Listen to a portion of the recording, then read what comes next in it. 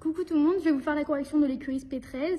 Je sais que c'était une écurie qui était, c'était toujours les mêmes questions, toujours pareil. Pourquoi? Parce que c'était que sur la première partie du chapitre, du cours.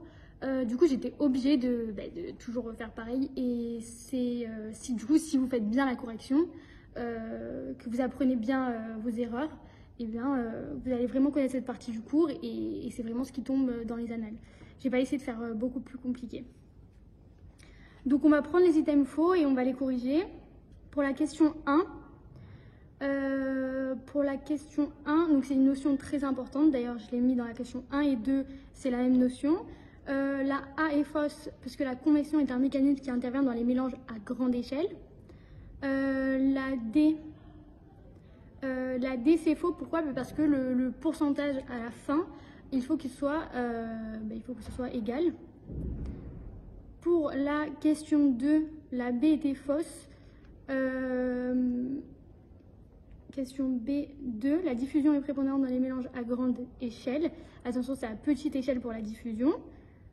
Ensuite, la C était fausse aussi. Son but est d'obtenir une homogénéité du produit initial. Attention, c'est le produit final.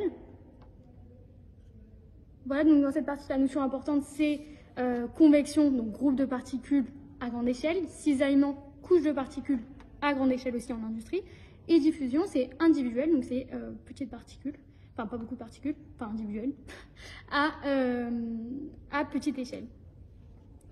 Pour la question 3, la B était fausse, on parlait de la percolation. La percolation, attention, c'est le passage des particules fines du haut vers le bas. Ça tombe chaque année. Pour la question D, attention, j'ai mis inhomogène et il faut que le mélange soit homogène. Pour la E, oui, l'homogénéité est meilleure quand les poudres ils sont de composition, de composition avec des propriétés voisines. Si elles sont très différentes, au final, on aura une homogénéité pas top. Pour la question 4, on parle du démélange, donc de ségrégation. La B était fausse parce qu'on nous dit que la percolation, elle est due aux différences de densité. Attention, c'est hyper important, c'est pas la densité, mais c'est la taille. C'est un piège qu'il aime bien et je crois qu'il insiste en cours quand il le fait. Question 5, tout était vrai. Question 6, la B est fausse. Question 6, la B est fausse. La granulation permet d'avoir une densité plus élevée. La C, la granulation permet d'avoir un meilleur écoulement, car la poudre a un meilleur écoulement que le grain. Attention, c'est l'inverse, c'est le grain qui a un meilleur écoulement. Pour la D, c'est la porosité qui est augmentée. Et pour la E, la compression, elle est facilitée pour la granulation.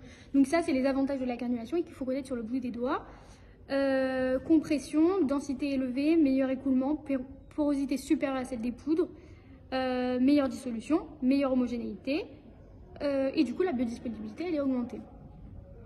Ok. Pour la question 7, l'état de surface influence deux paramètres physico-chimiques qui sont la solubilité et la moniabilité. C'est un item qui est restrictif, du coup il manque l'adhésion, donc c'est faux. Pour la E, elle était fausse aussi parce que j'ai mis que la croissance des grains est proportionnelle à la quantité de la solution de mouillage et à l'agitation thermique. C'est pas l'agitation thermique, mais c'est l'agitation mécanique. Pour la question 8, la B était fausse. Pour la granulation humide, on utilise successivement 3 eaux, pendulaire, funiculaire et capillaire. Attention, c'est la même eau qu'on utilise et du coup elles ont un nom différent selon leur action. Pour la D, elle était fausse aussi parce que l'état de gouttelette, c'est quand on est en surmouillage et du coup l'étape finale d'une granulation, c'est quand l'eau est à l'état capillaire.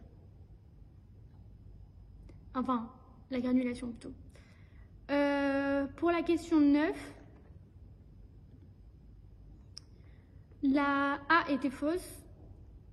La dissolution conduit à une préparation hétérogène. La solution, c'est une préparation homogène, logiquement.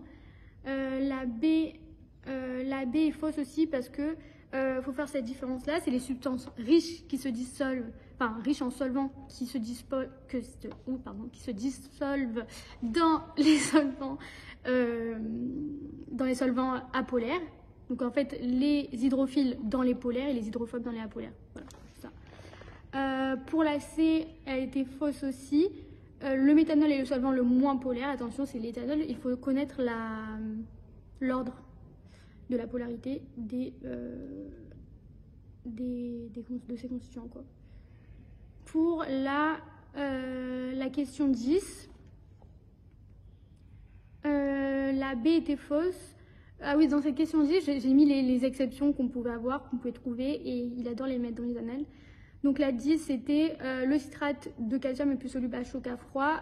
C'est une exception et c'est plus soluble à froid qu'à chaud. Pareil pour la D, une substance est plus soluble à l'état cristallin qu'amorphe.